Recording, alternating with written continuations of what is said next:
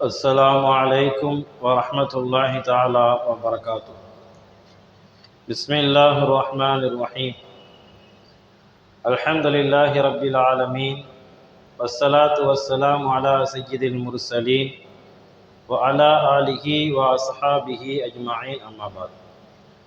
وقد قال الله تبارك وتعالى في القرآن الكريم: أعوذ بالله من الشيطان الرجيم، بسم الله الرحمن الرحيم. ربي إني أسكنت من ذريتي بواد غير ذي زرع عند بيتك المحرم. صدق الله العليم. وقال النبي صلى الله عليه وسلم: إن الزمان قد استدار كهيئته يوم خلق السماوات والأرض إلى آخر الحديث، أو كما قال عليه الصلاة والسلام.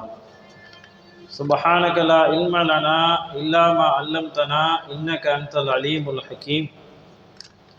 اللهم انفعني بما علمتني وعلمني ما ينفعني، ربي زدني علما. ربنا رب ارحمهما كما ربياني صغيرا.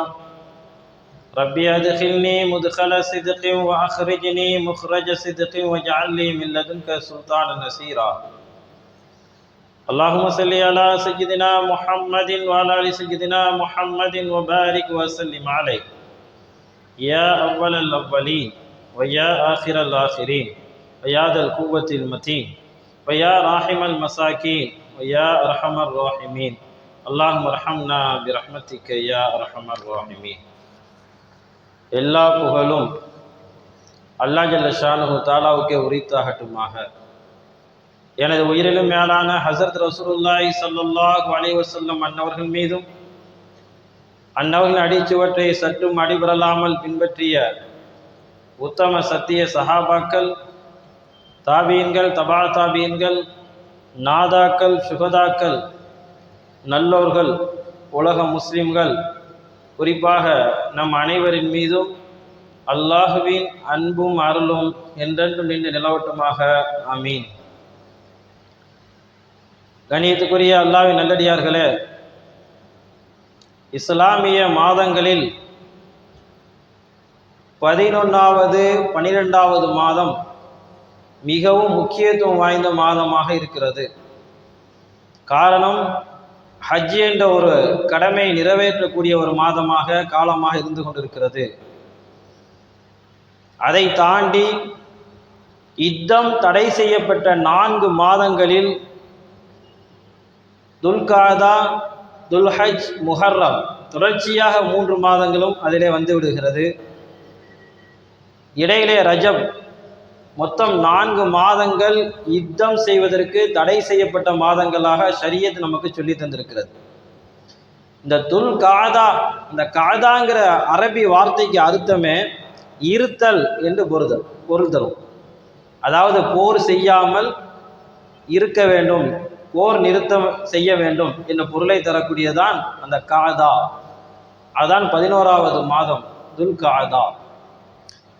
நபி ஸல்லல்லாஹு அலைஹி வஸல்லம் அவர்கள் சொல்லுவார்கள் ஒரு ஹதீஸ்ல, வானம் பூமி படைப்பதற்கு முன்பாகவே அல்லாஹ் ஜல்ல ஷானுஹு தஆலா, அதாவது படைத்த நேரத்தில் அல்லாஹ் ஜல்ல ஷானுஹு தஆலா இந்த மாதங்களையும் ஏற்படுத்தி விட்டான். 12 மாதங்கள் என்பது அல்லாஹ்வால் ஏற்படுத்தப்பட்ட ஒரு நியதி. அந்த 12 மாதங்களில் 4 மாதங்கள் துல்காதா, துல்ஹஜ், முஹர்ரம், ரஜப், இந்த 4 மாதங்களும் யாரும் யாரிடம் சண்டை போடக்கூடாது, போர் புரிவதற்கு தடையாக உள்ள மாதங்களாக இருக்கிறது என்று ரசூலுல்லாஹி ஸல்லல்லாஹு அலைஹி வஸல்லம் அவர்கள் சொல்லுவார்கள். இறைவனின் தீர்மானத்தில் இம்மாதங்கள் தொடக்கத்திலிருந்தே போர் நிறுத்த காலங்களாக இருந்தாலும் கூட இது நடைமுறைக்கு வந்தது இப்ராஹிம் அலைஹிஸ்ஸலாம் அவர்களுடைய காலத்திலிருந்து தான்.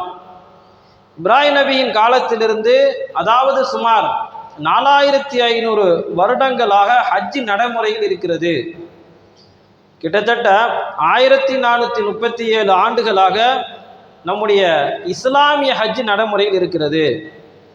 அந்த ஹஜ்ஜுடைய காலங்களாக இருக்கக்கூடிய துல்காதா, துல்ஹஜ், ஹஜ்ஜுக்கு 1 மாதத்திற்கு முன்பு, ஹஜ்ஜுக்கு 1 மாதத்திற்கு பின்பு முஹர்ரம் வரையிலும், ஹஜ்ஜு செய்யக்கூடியவர்கள் எந்த விதமான பதட்டமும் அச்சமும் இல்லாமல் ஹஜ்ஜை நிறைவேற்ற வேண்டும். அந்த நேரத்திலே சண்டை சச்சரவுகள் செய்யக்கூடாது, யுத்தங்கள் நடைபெறக்கூடாது. அது ஹஜ்ஜு செய்யக்கூடியவர்களுக்கு தடையாக இருக்கும், பெரும் சிரமமாக இருக்கும் என்ற ரீதியில இந்த தொடர்ச்சியாக 3 மாதங்கள் தடை செய்யப்பட்டது. ரஜப் தடை செய்யப்பட்டதற்கான காரணமும் முஃபஸ்ஸிரீன்கள் சொல்வார்கள், அந்த காலகட்டத்திலே உம்ரா செய்யக்கூடிய நபர்கள் எந்த விதமான தொந்தரவும் இல்லாமல் செல்ல வேண்டும் என்பதற்காக தடை செய்யப்பட்டது. இன்னொரு காரணம் சொல்லுவார்கள், ரஜபுடைய காலங்களில் வேளாண்மை விதை விதைக்கக்கூடிய காலங்களாக இருக்கிறது, ஆகையினால் போர் நிறுத்த காலங்களாக அறிவிக்கப்பட்டிருக்கிறது என்று ஒரு காரணத்தையும் முஃபஸ்ஸிரீன்கள் சொல்வார்கள். ஆக மொத்தத்தில் ஆரம்ப காலத்திலிருந்து போர் தடை காலங்கள் என்று ஒரு 4 மாதங்களை அல்லாஹ் ஏற்படுத்தியிருக்கின்றான். அது நடைமுறைக்கு வந்தது என்பது இப்ராஹிம் அலைஹிஸ்ஸலாமுடைய காலத்திலிருந்து அவர்கள் புரிந்த அந்த சாதனையின் விளைவாக ஏற்பட்ட ஒன்று. அல்ஹம்துலில்லாஹ். நாம் இன்றைய ஜும்மாவில சாதனையாளர் என்ற தலைப்பில் இப்ராஹிம் நபி அலைஹிஸ்ஸலாம் அவர்கள் செய்த சாதனைகளை நாம் சிந்திக்க இருக்கிறோம். இப்ராஹிம் நபி என்று அவருடைய பெயரை கேட்ட உடனேயே நமக்கு நினைவுக்கு வருவது அவருடைய தியாகம், குர்பானியுடைய ஞாபகம் நமக்கு வரும். குறிப்பாக நெருப்பு குண்டத்தில் வீசப்பட்டார்கள் இப்ராஹிம் நபி என்ற சரித்திரத்தை வரலாறுகளை அதிகம் கேட்டிருக்கிறோம். இப்ராஹிம் அலைஹிஸ்ஸலாம் அவருடைய பெயரை கேட்ட உடனே அவர் ஒரு நபி, அவர்கள் ஒரு தியாக செம்மல், இதுவெல்லாம் நினைவுக்கு வரக்கூடிய நாம் இப்ராஹிம் அலைஹிஸ்ஸலாம் அவர்கள் மிகப்பெரிய சாதனைகளுக்கு சொந்தக்காரர், மிகப்பெரிய ஒரு சாதனையாளர் என்பதையும் நாம் விளங்க வேண்டும். இப்ராஹிம் நபி அவருடைய நிர்வாக உன்னதம் மிகப்பெரியது. இப்ராஹிம் நபி தலைமைத்துவத்தில் சிறந்து விளங்கினார்கள். இப்ராஹிம் நபி அலைஹிஸ்ஸலாம் அவர்கள் காட்டித்தந்த அந்த நடைமுறை எப்படி ஆளுமை மிக்கவர்களாக இருந்திருக்கிறார்கள் என்ற வரலாற்றை நாம் பார்க்கிறோம். இப்ராஹிம் நபி அலைஹிஸ்ஸலாம் அவர்கள் உன்னதமான ஒரு தலைமைக்கு எடுத்துக்காட்டாக வாழ்ந்திருக்கிறார்கள். அவருடைய திட்டங்களும் செயல்களும் ரொம்ப தீர்க்கமான முடிவுகளும் எடுக்கக்கூடிய நபராக இருந்திருக்கிறார்கள். தலைமைத்துவத்திற்கான பாடங்களை காசு கொடுத்து புத்தகங்களை வாங்கி படிக்கக்கூடிய பழக்கம் இருக்கிறது நவீன காலத்தில். தலைமைத்துவத்தை கற்றுக்கொள்வதற்காக வகுப்புகள் நடைபெற்று கொண்டிருக்கிறது. இது எல்லாவற்றையும் விட நபி இப்ராஹிம் அலைஹிஸ்ஸலாம் அவருடைய தலைமைத்துவத்தை, அவருடைய ஆளுமையை, அவருடைய சாதனை நாம் கொஞ்சம் புரட்டினாலே போதும், தலைமைத்துவம் நிர்வாகவியல் எப்படி இருக்க வேண்டும் என்பதை நமக்கு இப்ராஹிம் அலைஹிஸ்ஸலாம் அவர்கள் சொல்லித் தருகிறார்கள். அது மட்டுமல்ல, அவருடைய சாதனை நாம் பார்ப்போமேயானால் முழு மனித சமுதாயத்திற்கும் அவர்கள் செய்த அந்த ஒவ்வொரு செயல்பாடுகளும் 4500 ஆண்டுகளுக்கு பிறகும் இன்னும் நினைவு கூர்ந்து அதன் வழிமுறையை நாம் பின்பற்றுகிறோம் என்று சொன்னால் எந்த அளவுக்கு அவர்கள் தூர நோக்கோடு திட்டமிட்டு சாதனை புரிந்திருப்பார்கள். சாதனைகள் என்று சொல்லும் பொழுது மிக முக்கியமாக இப்ராஹிம் அலைஹிஸ்ஸலாம் அவர்கள் செய்த சாதனை கஅபாவை கட்டியது. கஅபத்துல்லாஹ் யார் கட்டியது என்ற கேள்விக்கு பதில் இப்ராஹிம் அலைஹிஸ்ஸலாம் அவர்களும் இஸ்மாயில் அலைஹிஸ்ஸலாம் அவர்களும் கட்டினார்கள். குர்ஆன் சொல்லுகிறது, 2 பேரையும் சேர்த்து அல்லாஹ் என்ன செஞ்சான், குர்ஆன் கஅபத்துல்லாஹ் கட்டுமாறு ஏவினான். இப்ராஹிம் அலைஹிஸ்ஸலாம் அவர்களும் இஸ்மாயில் அலைஹிஸ்ஸலாம் சேர்ந்து என்ன செய்தார்கள், கஅபத்துல்லாவை கட்டினார்கள். இந்த இடத்துல இந்த இஸ்லாமிய வரலாறுகளை நாம் நினைவு கூறும் பொழுது புவியியல் சார்ந்த கோட்பாடுகளுடைய வரலாறும் சேர்ந்து கொள்கிறது. குர்ஆன் சொல்லுகிறது, இன்ன அவ்வல பைத்தின் உலிஅ லின்னாஸ், இந்த உலகத்தில் நிர்மாணம் செய்யப்பட்ட அமைக்கப்பட்ட முதல் ஆலயம், கட்டப்பட்ட முதல் ஆலயம் கஅபத்துல்லாஹ். இன்ன அவ்வல பைத்தி உலிஅ லின்னாஸ், எப்போது கட்டப்பட்டது? பெருமானார் ஸல்லல்லாஹு அலைஹி வஸல்லம் அவர்கள் ஹதீஸில் இப்படி சொல்லியிருக்கிறார்கள், பைஹக்கியிலே வருகிறது, பூமி படைப்பதற்கு ஹலக்கல்லாஹுல் பைத்த கபுலல் அர்லி மின் அல்ஃபை சனத்தின், பூமி படைப்பதற்கு 2000 வருடங்களுக்கு முன்பாகவே அல்லாஹ் ஜல்லஷானு தஆலா கஅபத்துல்லாவை ஏற்படுத்தி விட்டான். இப்படி ஒரு செய்தி பைஹக்கியிலே வருகிறது. சரி, புவியியல் வரலாறுகள் என்ன சொல்கிறது, புவியியல் கோட்பாடுகள் என்ன சொல்கிறது என்று பார்க்கும் பொழுது இஸ்லாமிய ஷரியத், இஸ்லாமிய வரலாறு எதை சொல்லித் தருகிறதோ அதை ஒத்துதான் புவியியல் கோட்பாடும் இருக்கிறது. உலகம் முழுவதும் நீர்மயமாக இருந்தது, உலகம் முழுவதும் நீர்மயமாக இருந்தது. அதிலே ஒரு மணல் மேடை அல்லாஹ் ஏற்படுத்தினான். அந்த மணல் மேட்டிலே மலக்குகள் கஅபத்துல்லாவை கட்டினார்கள். பிறகு அந்த மணல் மேடு அப்படியே பூமியாக விரிந்தது. இது இஸ்லாம் சொல்லித்தரக்கூடிய வரலாறு. புவியியல் கோட்பாடும் அதைத்தான் சொல்லுகிறது.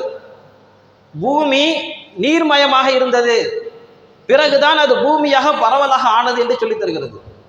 ஆக இந்த உலகத்தில் பூமியை ஏற்படுத்துவதற்கு முன்பதாகவே அல்லாஹ் ஜல்லஷானு தஆலா கஅபத்துல்லா என்ற ஒரு அஸ்திவாரத்தை ஏற்படுத்தி விட்டான். மலக்குகள் மூலமாக அந்த கஅபத்துல்லாவை கட்டினான். பிறகு வரலாறு சொல்லுகிறது, ஆதம் நபி அவர்கள் இந்த உலகத்திற்கு வந்ததற்கு பிறகு ஆதம் அலைஹிஸ்ஸலாம் அவர்களும் அவருடைய மகனா ஷீஸ் அலைஹிஸ்ஸலாம் அவர்களும் இணைந்து இந்த கஅபத்துல்லாவை கட்டுகிறார்கள். அஸ்திவாரத்தை அல்லாஹ் என்ன செஞ்சுட்டான்? போட்டு கொடுத்துட்டான். ஆதம் நபியும் உடைய மகனார் ஷீஸ் அலைஹிஸ்ஸலாம் அவர்கள் 2 பேர் சேர்ந்து அந்த கஅபத்துல்லாவை கட்டுகிறார்கள். அந்த அஸ்திவாரம் ஒட்டக திமில் போன்று இருக்குமா? பின்னாடி சஹாபாக்கள் அதை பார்த்திருக்கிறார்கள். பிறகு நூஹ் அலைஹிஸ்ஸலாமுடைய மிகப்பெரிய வெள்ளப்பெருக்கு, நூஹ் நபியுடைய வெள்ளப்பெருக்கு நாம் கேள்விப்பட்டிருக்கலாம். வானத்திலிருந்தும் நீர் பொழிந்தது, பூமியிலிருந்தும் என்ன செய்ய ஊற்றாக நீர் ஊறியது. அப்பேற்பட்ட மிகப்பெரிய வெள்ளப்பெருக்குல எல்லாம் அழிந்து போனது. கஅபத்துல்லா கட்டப்பட்ட கஅபத்துல்லாம் இடிந்து போனது. ஆனால் அதனுடைய அஸ்திவாரத்தை மட்டும் அல்லாஹ் பாதுகாத்து வைத்திருந்தான். கஅபத்துடைய அஸ்திவாரம் மட்டும் இருந்தது. வரலாறுகளை நாம் பார்க்கிறோம். ஹூத் நபியை தவிர மற்ற எல்லா நபிமார்களும் ஹஜ் செய்திருக்கிறார்கள். ஹஜ் என்பது பெருமானார் ஸல்லல்லாஹு அலைஹி வஸல்லம் காலத்திலே இப்படித்தான் செய்ய வேண்டும் என்ற கடமையை நாம் இப்பொழுது செய்து கொண்டிருக்கிறோம். அதற்கு முன்பாக நபிமார்களுடைய காலத்திலே ஹஜ் என்ற ஒரு அமல் இருந்திருக்கிறது. அந்த காலகட்டத்தில் அல்லாஹ் எப்படி செய்ய வேண்டும் என்று சொல்லியிருந்தாலோ அப்படி செய்தார்கள் ஹஜ்ஜை. ஆக மொத்தத்தில் நபிமார்கள் கஅபத்துல்லாவை தவாப் செய்திருக்கிறார்கள். எல்லா நபிமார்களும் கஅபத்துல்லாவை தவாப் செய்திருக்கிறார்கள். ஹூத் அலைஹிஸ்ஸலாம் அவர்களை தவிர மற்ற எல்லா நபிமார்களும் ஹஜ் செய்திருக்கிறார்கள் என்று வரலாறு நமக்கு சொல்லுகிறது. அதனால்தான் அதற்கு பிறகு வெள்ளப்பிரளயம் ஏற்பட்டதற்கு பிறகு கஅபத்துல்லாவுடைய அஸ்திவாரம் மட்டும் இருக்கிறது. அந்த அஸ்திவாரத்தை வைத்துதான் அல்லாஹ் ஜல்லஷானு தஆலா இப்ராஹிம் நபி அவர்களுக்கு கட்டளையிடுகின்றான், நீங்கள் கஅபத்துல்லாவை கட்டுங்கள். இப்ராஹிம் நபி அவர்கள் என்ன செய்தார்கள் என்பதை குர்ஆன் சொல்கிறது. வைது யர்ஃபஉ இப்ராஹீமுல் கவாயித மினல் பைத்தி வ இஸ்மாயில்.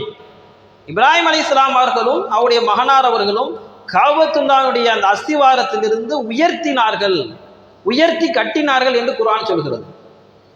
அதாவது 2 பேரும் சேர்ந்து அல்லாஹ்வுடைய கட்டளை, இந்த இடத்துல கஅபத்துல்லாவை பள்ளிவாசல் நீங்க கட்டணும். 2 பேரும் சேர்ந்து அஸ்திவாரம் எங்கே இருந்ததோ அதிலிருந்து அவர்கள் என்ன செய்கிறார்கள்? கஅபத்துல்லாவை எழுப்புகிறார்கள். இப்படி கஅபத்துல்லாவை கட்டியது இப்ராஹிம் அலைஹிஸ்ஸலாமுடைய முதல் சாதனை. சாதனையாளராக வலம் வருவதற்கு மிகப்பெரிய தியாகம் தேவை. தியாகத்திற்கு சொந்தக்காரன இப்ராஹிம் நபி அவர்கள் சாதனையாக கஅபத்துல்லாவை கட்டினார்கள். இன்று மட்டுமல்ல, இன்னும் கியாமத்து நாள் வரையும் எத்தனை மக்கள் அதிலே போய் தவாபு செய்கிறார்களோ, அதிலே அமல் செய்கிறார்களோ, அத்தனை நன்மைக்கும் சொந்தக்காரர்களாக இப்ராஹிம் அலைஹிஸ்ஸலாம் அவர்கள் இருக்கிறார்கள். இப்ராஹிம் அலைஹிஸ்ஸலாம் கஅபத்துல்லாவை கட்டி விட்டார்கள். அதற்கு அடுத்து அவர் சிந்தித்த விஷயம் என்ன? பள்ளிவாசலை கட்டியாச்சு, அதற்கு பிறகு நாம் என்ன சாதனை? அடுத்த சாதனை, அடுத்த இலக்கு. இப்ராஹிம் அலைஹிஸ்ஸலாம் அவர்கள் சிந்தித்தார்கள், இந்த இறை இல்லத்தில் இறை வணக்கம் தங்கு தடையின்றி நடக்க வேண்டும். இப்ராஹிம் நபியுடைய அந்த எண்ணம் தான் கியாமத் நாள் வரையும் கஅபத்துல்லாவை சுற்றி வணக்கங்கள் நடந்து கொண்டே இருக்கும். அல்லாஹ் ஜல்லஷானு தஆலா அவனுடைய ஏற்பாட்டில் அவ்வளவு பெரிய ஒரு வணக்கத்துக்கு தகுதியான ஒரு இடத்தை உருவாக்கி கொடுத்திருக்கிறார். இப்ராஹிம் அலைஹிஸ்ஸலாம் அடுத்து சிந்தித்தார்கள், இந்த இடத்திலே தங்கு தடையின்றி இபாதத்துகள், அல்லாஹ்வை வணங்கக்கூடிய செயல்பாடுகள் நடக்க வேண்டும். இப்போ முதல்ல என்ன செய்யணும் அப்படின்னா, இது கஅபத்துல்லாங்கிறது மிக புராதனமானது, மிக புனிதமானது. அதை சரியான முறையில் என்ன செய்யணும்? மக்களுக்கு எடுத்து சொல்லணும் என்பதற்காக வேண்டிய கஅபத்துல்லாவை கட்டுறதுக்கு முன்னாடியே இப்ராஹிம் அலைஹிஸ்ஸலாம் அவர்கள் இன்னொரு சாதனையை செஞ்சாங்க. அது தியாகம் என்று நாம் சொல்லுவோம். அல்லாஹ்வுடைய ஏற்பாடு, அல்லாஹ்வுடைய கட்டளை, உங்களுடைய மனைவியையும் பிள்ளையையும் நீங்கள் இந்த இடத்துல விட்டு வாருங்கள். இப்ராஹிம் நபி தன்னுடைய மனைவியையும் தன்னுடைய பிள்ளையும் கை குழந்தையும் என்ன செஞ்சாங்க? ஒரு பாலைவனத்தில் விட்டாங்க. பாலைவனத்தில் விட்ட அந்த இடம்தான் இன்று மக்கமா நகரம். அந்த பாலைவனம் தான் இந்த ஹரம் ஷரீஃபாக இருந்து கொண்டிருக்கிறது. அந்த இடத்துல விட்டுட்டு வரும் பொழுது குர்ஆன் சொல்கிறது, இப்ராஹிம் அலைஹிஸ்ஸலாம் அவர் என்ன செய்தார்கள் தெரியுமா? ஒரு துவாவை அல்லாஹ்விடத்தில் இப்படி கேட்டார்கள், ரப்பி இன்னி அஸ்கன்து மின் துர்ரியதி பி வாதின் கைரி தி ஸர்இ இந்த பைத்திக்கல் முஹர்ரம். யா அல்லாஹ், என்னுடைய சந்ததியினரை, என்னுடைய குடும்பத்தை நான் இங்கே விட்டுட்டு போறேன். இங்கே எதுவுமே இல்லை, விவசாய பொருளோ சாப்பிட்றதுக்கு பொருளோ எதுவுமே இல்லை. இப்படிப்பட்ட ஒரு பள்ளத்தாக்கில் நான் விட்டுட்டு போறேன். நீ யுகீமுஸ்ஸலா, தொழுகையை நிலைநாட்டுவதற்காக நான் இப்படி விட்டுட்டு போறேன்னு சொல்லுவாங்க. அப்போ ஒரு ஊர் மக்களை உருவாக்குவதற்கு தன்னுடைய குடும்பத்தை முதல்ல அந்த இடத்துல என்ன செய்யற குடியமர்த்துகிறார்கள். அல்லாஹ்ட்ட இப்படி சொல்றாங்க, இங்கே ஒரு தொழுகையாளி கூட்டம் உருவாக வேண்டும், தொழுவதற்காக நான் என்னுடைய குடும்பத்தை இங்கே விட்டு செல்கின்றேன். இப்ராஹிம் அலைஹிஸ்ஸலாமுடைய மனைவியும் பிள்ளையும் அந்த இடம்தான் இன்று கோடான கோடி மக்கள் சென்று வருகிறோம். இங்கு தொழுதால் சாதாரண நன்மை, இந்த பள்ளிவாசலில் தொழுதால் சாதாரண நன்மை என்றால் கஅபத்துல்லாஹ்விலே தொழுதால் 1,00,000 நன்மைகள். அல்லாஹ் ஜல்லஷானு தஆலா எந்த விதமான மக்களே இல்லாத சூழ்நிலையில் இப்ராஹிம் அலைஹிஸ்ஸலாம் அவர்கள் பின்னால் இந்த இடம் மிகப்பெரிய இடமாக மாற வேண்டும் என்பதற்காக தன்னுடைய குடும்பத்தை முதல்ல அந்த இடத்துல வைக்கிறாங்க. ஒரு ஊரை உருவாக்குனாங்க இப்ராஹிம் அலைஹிஸ்ஸலாம், மிகப்பெரிய சாதனை. ஒரு ஊர் எப்போது உருவாகும்? முதல்ல நம்ம போய் அந்த இடத்துல குடியமர்றது. அதற்கு பிறகு அல்லாஹ்வுடைய ஏற்பாடு, அதனுடைய சுற்று வட்டாரத்தில் எல்லா இடத்திலும் மக்கள் வந்து சேர்ந்தார்கள். சாதாரண விஷயம் அல்ல. இப்ராஹிம் அலைஹிஸ்ஸலாம் அவர்கள் கஅபத்துல்லாஹை கட்டியதற்கு பிறகு இங்கு இங்கு சில மக்கள்கள் என்ன செய்ய வேண்டும்? இந்த கஅபத்துல்லாஹை வணங்கிக் கொண்டே இருக்க, கஅபத்துல்லாஹ்விலே வணக்கம் செய்து கொண்டே இருக்க வேண்டும் என்ற ரீதியில பல பக்கம் என்ன செஞ்சாங்க? அறிவிப்பு செஞ்சு கூப்பிட்டாங்க.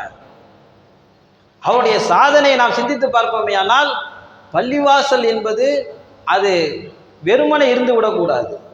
பள்ளிவாசல் என்பது வெறுமனை வெள்ளிக்கிழமை மாத்திரம் நிரம்பி இருக்கக்கூடாது. பள்ளிவாசல் என்பது ஏதோ ஈதுல் ஃபித்ர், ஈதுல் அல்ஹாக்கு மாத்திரம் நிரம்பி இருக்கக்கூடாது. எல்லா நேரங்களிலும் பள்ளிவாசலே வணக்கம் இருந்தால்தான் அல்லாஹ்வுடைய ரஹமத்தும் பரக்கத்தும் நமக்கு கிடைக்கும். அதனால் தானே சொல்லுகிறார்கள், பள்ளிவாசல் என்பது மிகச் சிறந்தது. அதே போல வீடுகளிலே நீங்கள் பெண்களை பற்றி சொல்லும்போது வீடுகளை நீங்க என்ன தொழுவுங்க, தொழுவதின் மூலமாக உங்களுக்கு பரக்கத்து கிடைக்கும் வீடுகளிலே. இப்ராஹிம் அலைஹிஸ்ஸலாம் அவர்கள் இப்பேற்பட்ட மிகப்பெரிய ஒரு சாதனையை செய்தார்கள். கடைசியாக அல்லாஹ் ஜல்லஷானு தஆலா இப்ராஹிம் நபிக்கு ஒரு அறிவிப்பு கட்டளை இட்டான், கஅபத்துல்லாஹை கட்டி விட்டீர்கள், இப்போ நீங்க என்ன செய்யணும் அப்படின்னா எல்லோருக்கும் அறிவிப்பு செய்யுங்கள். இந்த உலகத்தினுடைய முதல் முஅத்தின் இப்ராஹிம் நபி அலைஹிஸ்ஸலாம் அவர்கள். ஹஜ்ஜுக்கு வருமாறு எல்லாருக்கும் அறிவிப்பு செய்யுங்கள் என்ற கட்டளையை அல்லாஹ் ஜல்லஷானு தஆலா சொன்னான்.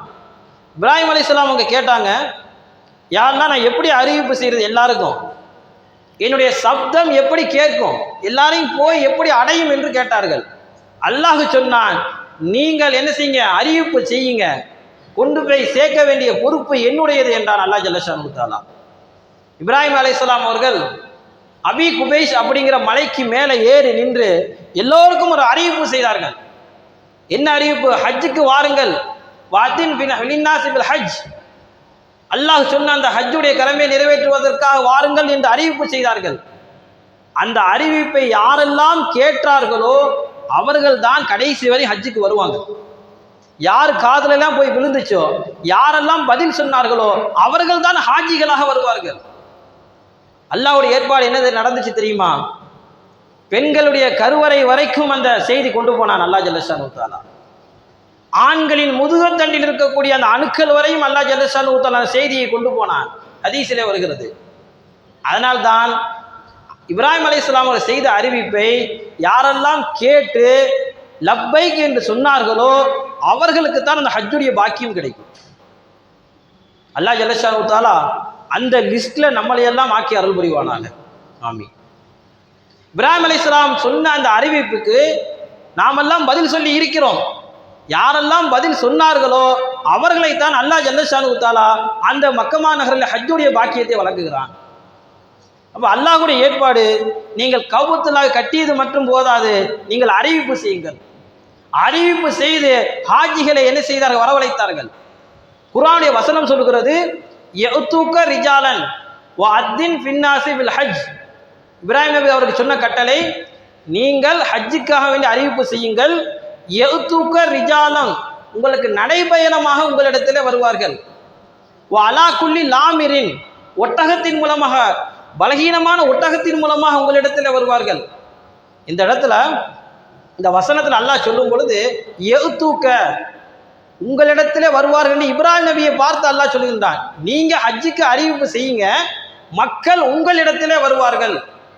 முஃபஸ்ஸிரீன்கள் இந்த வசனத்துக்கு விளக்கம் சொல்வார்கள்.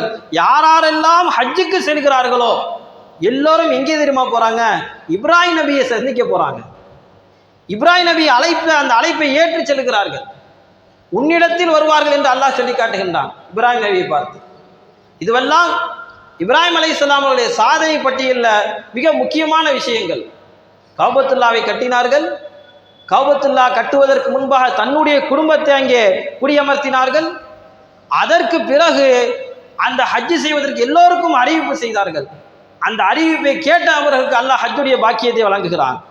இதில் கவனிக்க வேண்டிய ஏராளமான விஷயங்கள் இருக்கிறது. அந்த காலத்தில் சொல்லும் பொழுது குர்ஆனுடைய வசனம் சொல்லுகிறது, நடைபயணமாக வருவார்கள். பலகீனமான, ஏன்னா நீண்ட கால ஒட்டகம் பயணிச்சு அப்படின்னா பலகீனமாயிடும். இந்த பலகீனமான ஒட்டகத்தில் வந்து சேருவாங்க. ஆனால் அல்லாஹ் ஜல்லஷானு தஆலா நம்முடைய இந்த 2025 இந்த காலகட்டத்தில் ஹஜ் என்பதை ரொம்ப எளிமையாக ஆக்கியிருக்கின்றான். பயணங்கள் ரீதியாக எந்த பிரச்சனையும் இல்லை. பொருளாதாரமும் உடல் ஆரோக்கியமும் இருக்குமே, ஆனால் அல்லாஹுடைய பெருக்கு கிருபையின் மூலமாக ஹஜ் செய்யக்கூடியது மிகவும் இலகுவானதாக இருக்கிறது. ஒரு காலகட்டத்தில் நீண்ட காலம் பயணித்து செல்வார்கள். வழியிலே செல்லக்கூடியவர்கள் இறந்திருக்கிறார்கள். வழியிலே செல்லக்கூடிய நேரத்தில் பொருட்களை இழந்திருக்கிறார்கள். இந்த அச்சப்பாடெல்லாம் இருக்கக்கூடாது என்பதற்காகத்தான் துல்காதாவில் இருந்து முஹர்ரம் வரைக்கும் போர் நிறுத்த காலங்களாக இஸ்லாம் நமக்கு சொல்லித் தருகிறது. இந்த போர் நிறுத்தத்துக்கு மிக முக்கியமான காரணம் இப்ராஹிம் அலைஹிஸ்ஸலாம் தான். இப்ராஹிம் அலைஹிஸ்ஸலாமுடைய காலத்தில் தான் இந்த அறிவிப்பை நடைமுறைப்படுத்தினார்கள். உலகத்தினுடைய தொன்மையான விஷயங்கள் இதுவும் ஒன்று. இன்னொன்று முக்கியமான சாதனை என்ன அப்படின்னா, உலகின் முதல் புனித பகுதி ஹரம். மக்காவிற்கு ஹஜ்ஜுக்கு உம்ராக்கு போய் வந்திருப்பவர்களுக்கு தெரியும். ஹரம் என்று சொன்னால் அதனுடைய எல்லைகள், புனித எல்லைகள் என்று சொல்வார்கள். உதாரணமாக கஅபத்துல்லா இருக்குது, மஸ்ஜிதுல் ஹரம் இருக்குது அப்படின்னா அதனுடைய சுற்று வட்டாரத்தில் குறிப்பாக 87,552 மீட்டர் தொலைவு சுற்று வட்டாரத்தில் கிழக்கு மேற்கு வடக்கு தெற்கு பகுதியில் இதை சுற்றியுள்ள பகுதிகள் அது ஹரம். அதுதான் ஹரம் ஷரீஃப் நம்ம சொல்கிறோம், புனித பகுதி என்று அறிவிக்கப்பட்டது. இந்த புனித பகுதி யார் அறிவிச்சா? அல்லாஹ் ஜல்லஷானு தஆலா இப்ராஹிம் அலைஹிஸ்ஸலாம் அவர்களுக்கு அறிவித்து கொடுத்தான். இப்ராஹிம் அலைஹிஸ்ஸலாம் அவர்கள் கேட்டார்கள், யா அல்லாஹ் கஅபத்துல்லாவை கட்டி முடித்தாச்சு, எப்படி நான் அமல் செய்ய வேண்டும், இந்த கஅபத்துல்லாவுடைய அமல் செய்யக்கூடிய முறைகளை எனக்கு கற்றுக்கொடு என்று கேட்ட பொழுது அல்லாஹ் ஜல்லஷானு தஆலா ஜிப்ரீல் அலைஹிஸ்ஸலாம் அவர்களை அனுப்புகிறான். ஜிப்ரீல் அலைஹிஸ்ஸலாம் அவர்களை அனுப்பி ஜிப்ரீல் அலைஹிஸ்ஸலாம் இப்ராஹிம் அலைஹிஸ்ஸலாம் அவர்களை கூட்டிக் கொண்டு செல்வார்கள். இந்தந்த இடங்களை நீங்கள் எல்லைகளாக பிடித்துக் கொள்ளுங்கள். ஒவ்வொரு இடத்திலும் என்ன செஞ்சாங்க? அடையாளம் வச்சாங்க இப்ராஹிம் நபி. அந்த அடையாளம் வைத்த இடங்கள் தான் ஹரம். அந்த இடங்கள் ஹரம் அப்படிங்கிற போது புனித இடமாக ஷரியத் நமக்கு சொல்லித் தருகிறது. அந்த இடங்களை யாரையும் சண்டை போடக்கூடாது, எந்த விலங்குகளை அடிக்கக்கூடாது, எந்த பறவைகளையும் என்ன செய்யக்கூடாது, துன்புறுத்தக்கூடாது. சொல்லப்போனால் அங்கே இருக்கக்கூடிய புட்பூண்டுகள் தாவரங்களை கூட பிடுங்கக்கூடாது. அங்கே உள்ளே சென்றவர் பாதுகாக்கப்பட்டவன். ஒருத்தர் கொலை செஞ்சுட்டு அந்த ஏரியாக்குள்ளே போயிட்டாலும் கூட அந்த இடத்திலே வைத்து தண்டிக்க முடியாது. ஷரியத் சட்டம் சொல்கிறது. என்ன செய்யணும்? அவர் அந்த இடத்தை விட்டு காலி பண்ணி வெளியே கொண்டு வந்து தான் என்ன செய்யணும்? தண்டனையை நிறைவேற்றணும். அந்த அளவுக்கு புனிதமான ஒரு பகுதியாக இந்தந்த இடம் வரை இந்த பகுதி இருக்கிறது என்பதை அல்லாஹ் ஜல்லஷானு தஆலா இப்ராஹிம் நபிக்கு சொல்லிக் கொடுத்தான். அன்றிலிருந்து இன்று வரையும் அது ஹரமாக என்ன செய்கிறது? நமக்கு சொல்லப்பட்டிருக்கிறது. பெருமானார் ஸல்லல்லாஹு அலைஹி வஸல்லம் அவருடைய காலத்தில் அந்த அடையாளங்களை எல்லாம் நபி தோழராக இருக்கக்கூடிய தமீம் இப்னு அஸத் ரலியல்லாஹு தஆலா அன்ஹு அவர்கள் அந்த அடையாளங்களை ஸல்லல்லாஹு அலைஹி சொல்ல சொல்ல அந்த அடையாளங்களை சரிப்படுத்தி வந்தார்கள். ஏன்னா இப்ராஹிம் அலைஹிஸ்ஸலாமுடைய காலத்திற்கு பிறகு அந்த அடையாளங்கள் எல்லாம் கொஞ்சம் அப்படியே அழிய ஆரம்பித்து விட்டது. பெருமானார் ஸல்லல்லாஹு அலைஹி வஸல்லம் அவர்கள் இந்தந்த இடங்கள் எல்லாம் நீங்கள் அடையாளம் விடுங்கள் என்று சொன்னார்கள். தமீம் இப்னு அஸத் ரலியல்லாஹு தஆலா அன்ஹு அவர்கள் அடையாளம் விட்டார்கள். அந்த அடையாளத்தின் பிரகாரம் இன்றும் அந்த ஹரமுடைய எல்லை, அந்த புனித இடம் எத்தனையோ மதங்கள்ல எத்தனையோ மார்க்கங்கள்ல புனித ஸ்தலம் என்று சொல்வார்கள். ஆனால் இஸ்லாத்தில் சொல்லப்பட்ட அளவுக்கு சட்டதிட்டங்களோ இன்று அளவும் கடைபிடிக்கக்கூடிய ஒரு விதிமுறைகளோ எதிலையுமே கிடையாது. அது காசியாக இருக்கட்டும், பௌத்த மதத்தைச் சேர்ந்த அவர் பிறந்த ஊராக லிம்பனியாவாக இருக்கட்டும், இதுவெல்லாம் அவரவர்கள் புனித பகுதிகளாக சொல்லிக் கொண்டிருக்கிறார்கள். ஆனால் அதற்கெல்லாம் தனியான சட்டம் கிடையாது. ஆனால் மக்கமா நகரிலே இந்த பகுதி வரையும் எந்த விதமான தவறும் செய்யக்கூடாது. இந்த பகுதி புனித பகுதியாக அறிவிக்கப்பட்டது. இது உள்ளே யாரும் என்ன செய்யக்கூடாது, எந்த தவறும் செய்யக்கூடாது, எந்த விலங்குகளையும் துன்புறுத்தக்கூடாது, எந்த விதமான தீய செயல்களும் செய்யக்கூடாது. இப்படி புனிதமாக ஏற்படுத்தப்பட்ட அந்த பகுதிகள் 4500 ஆண்டுகள் வரை 4500 ஆண்டுகளுக்கு பிறகும் இன்றும் கடைபிடிக்கப்பட்டு வருகிறது. பெருமானார் ஸல்லல்லாஹு அலைஹி வஸல்லம் அவர்கள் அந்த புனித மக்கமா நகரிலே அவர்கள் பிறந்த அந்த பூமியிலே மாற்றார்கள் காஃபீர்கள் என்ன செய்யக்கூடாது, நுழையக்கூடாது என்பதற்காகவே ஹிஜ்ரி 10 போட்ட சட்டம் தான் அது. அந்த எல்லை சொல்லக்கூடிய ஹரம் அந்த எல்லைக்குள்ளே முஸ்லீம் அல்லாத நுழையக்கூடாது அந்த சட்டத்தையும் பெருமானார் ஸல்லல்லாஹு அலைஹி வஸல்லம் அவர்கள் என்ன செய்து விட்டார்கள், அதை ஏற்படுத்தி விட்டு சென்றார்கள். இதையெல்லாம் நாம் பார்க்கும் பொழுது இவ்வளவு பெரிய ஒரு சாதனையை இப்ராஹிம் நபி அவர்கள் செய்து நமக்கு தந்திருக்கிறார்கள். அதே போன்று போர் நிறுத்த காலங்கள், இன்னைக்கு இரு நாடுகளுக்கு சண்டை நடக்கிறது. உதாரணமாக ரஷ்யாவுக்கும் உக்ரைனுக்கும் சண்டை நடக்குது. 2 இடங்கள் சண்டை எவ்வளவோ முயற்சி பண்ணுறாங்க அமெரிக்கா. 2 நாட்டுக்கு மத்தியில் போர் நிறுத்தத்தை ஏற்படுத்தணும், ஆனால் ஏற்படுத்த முடியல. அதே மாதிரி தான் பலஸ்தீனத்துக்கும் இஸ்ரேலுக்கும் நடக்கிறது. 2 பேர் நாட்டுக்கு போர் நிறுத்தத்தை ஏற்படுத்த முடியல. ஆனால் இஸ்லாமியர்கள் இதைவிட மூர்க்கத்தனமாக ஐயாமுல் ஜாஹிலியா என்று சொல்லக்கூடிய காலகட்டத்தில் இஸ்லாம் 4 மாதங்கள் போருக்கு தடை என்று சொன்னவுடன் எல்லோரும் ஏற்றுக்கொண்டார்கள். அந்த 4 மாத தடைக்கு மிக முக்கியமான சொந்தக்காரர் இப்ராஹிம் அலைஹிஸ்ஸலாம் அவர்கள். அவர்கள் வெளியிட்ட அந்த அறிவிப்பு 4 மாதங்கள் யாரும் எந்த சண்டை சச்சரவும் வச்சுக்கொள்ளக்கூடாது, போர் புரியக்கூடாது, அதற்கான காரணங்களில் இறங்கக்கூடாது என்று சொன்ன அந்த அறிவிப்பு இன்றும் கடைபிடிக்கப்பட்டு வருகிறது. இருந்தாலும் கூட சில நேரங்களிலே சில தவறுகளும் நடந்திருக்கிறது. பெருமானார் ஸல்லல்லாஹு அலைஹி வஸல்லம் அவர்களுடைய காலத்தில் ஒரு சின்ன குழு எதிரிகளை சந்திக்க போகிறது. அந்த நேரத்தில் சில சண்டைகள் வந்து முஸ்லீம் எதிரியை தாக்கி அவர் இறந்து போய் விடுகிறார். இப்பொழுது அந்த நேரம் சரியாக ரஜப் 1 ஆகிவிடுகிறது. ரஜபு மாதத்தின் 1. இப்போ காஃபிர்கள் எல்லாம் என்ன செய்தார்கள், முஹம்மது அவர்கள் ஸல்லல்லாஹு அலைஹி வஸல்லம் அவர்கள் ரஜப் என்ற புனித மாதத்திலே போர் புரிவதற்கு ஏற்பாடு செய்து விட்டார், அநியாயமாக ஒரு கொலை செய்து விட்டார் என்ற வதந்தியை பரப்பினார்கள். கடைசியாக அல்லாஹ் சமாதானமாக சொன்னான், மக்காவாசிகளே, நீங்கள் செய்ததை விட இது ஒன்றும் பெரிதல்ல, நீங்கள் எவ்வளவோ செய்திருக்கிறீர்கள் என்று சொல்லிவிட்டு, இருந்தாலும் கூட இந்த 4 மாதங்கள் போர் நிறுத்தி ஆக வேண்டும் என்ற சட்டத்தை அல்லாஹ் ஏற்படுத்தினான். இப்போ இதையெல்லாம் பார்க்கும் பொழுது இப்ராஹிம் அலைஹிஸ்ஸலாம் அவர்கள் செய்த சாதனையின் விளைவாகத்தான் இவ்வளவு விஷயங்களும் நமக்கு கிடைத்திருக்கிறது. இதற்கு அடுத்ததாக தியாகம் என்று பார்க்கும் பொழுது குர்பானியுடைய விஷயம், தியாகம் என்று பார்க்கும் பொழுது ஓரிரை கொள்கையிலே உறுதியாக இருந்தது, இதுவெல்லாம் தியாகம் என்று நாம் சொல்லுவோம். சாதனை என்று பார்க்கும் பொழுது இப்ராஹிம் அலைஹிஸ்ஸலாம் கொடுத்த மிக முக்கியமான விஷயம் கௌபத்துல்லா, அதை சுற்றி இருக்கக்கூடிய அந்த ஹரம், இதுவெல்லாம் நம்முடைய முஸ்லிம்களுக்கு இன்றளவும் பாதுகாக்கக்கூடிய ஒரு மிக முக்கியமான அடையாள சின்னமாக இருந்து கொண்டிருக்கிறது. எப்போது காபத்துல்லாவிலே அமல்கள் இல்லாமல் போகுமோ, எப்போது காபத்துல்லாவிலே அந்த தவாஃப் என்ற நிலை இல்லாமல் போகுமோ, அதோடு கியாமத் நாள் என்பது வந்துவிடும், அதோடு இந்த உலகம் அழிந்து விடும். காபத்துல்லாவை அல்லாஹ் ஜல்லஷானு தஆலா சொர்க்கத்தினுடைய கற்களை கொண்டு கட்டுவதற்கு பணித்திருக்கிறான். அதில் இருக்கக்கூடிய சொர்க்கத்திலிருந்து ஒரு பொருள் இந்த உலகத்தில் இருக்குது அப்படின்னா அது காபத்துல்லாவில் இருக்கக்கூடிய அஸ்வதுகள், ஹஜருல் அஸ்வத். சொர்க்கத்துடைய ஒரு கல்லை நம்ம பார்க்கணும் அப்படின்னா அந்த கௌபத்துல்லாவுக்கு நம்ம போகணும். இப்போ இப்பேற்பட்ட சிறப்புகள் வாய்ந்த அந்த இடங்கள் அதையெல்லாம் ஒரு கட்டி ஒரு நிர்மாணித்து நமக்கு மிகப்பெரிய சாதனையாக நமக்கு வழங்கியிருக்கிறார்கள் இப்ராஹிம் நபி அலைஹிஸ்ஸலாம் அவர்கள். இப்போ இந்த நேரத்தில் நாம் சிந்திக்கிறோம், பள்ளிவாசல் நாம் கட்டுவதும் அமல்கள் செய்வதும் தொன்று தொட்டு அது வழக்கமாக இருக்க வேண்டும். நாம் செய்யக்கூடிய இந்த உலகத்தில் செய்யக்கூடிய ஒரு சாதனை அது தொடர்ச்சியாக பேசப்பட வேண்டும். முன்னால் இருந்த ஆட்சியாளர்களுடைய வரலாறுகள் நாம் இன்று பேசிக் கொண்டிருக்கிறோம். ஆனால் இப்பொழுது இருக்கக்கூடிய ஆட்சியை நாம் எப்படி பார்க்கிறோம், கோமாளிகளாக பார்க்கிறோம், கொடூரமானவர்களாக பார்க்கிறோம். இவர்கள் இப்பொழுது இருக்கக்கூடிய ஆட்சியாளர்கள் இன்னும் தலைமுறை தாண்டி பேசக்கூடியவர்களாக இருக்க மாட்டார்கள். ஆனால் இதற்கு முன்னால் வாழ்ந்தவர்கள் ஆட்சியாளரை பற்றி நாம் இன்றும் பேசிக் கொண்டிருக்கிறோம். காரணம் என்னவென்று சொன்னால் சாதனை என்பது செய்த சாதனைகள் தொடர்ச்சியாக அது நடைபெறக்கூடியதாக இருக்கும். இதில் நாம் விளங்க வேண்டிய செய்தி, நாம் ஏதாவது இந்த உலகத்தில் சாதனை செய்யணும் அப்படின்னா அந்த சாதனை தொடர்ச்சியாக அது நடைபெறக்கூடிய மக்களுக்கு பிரயோஜனம் தரக்கூடிய சாதனையாக இருக்க வேண்டும்.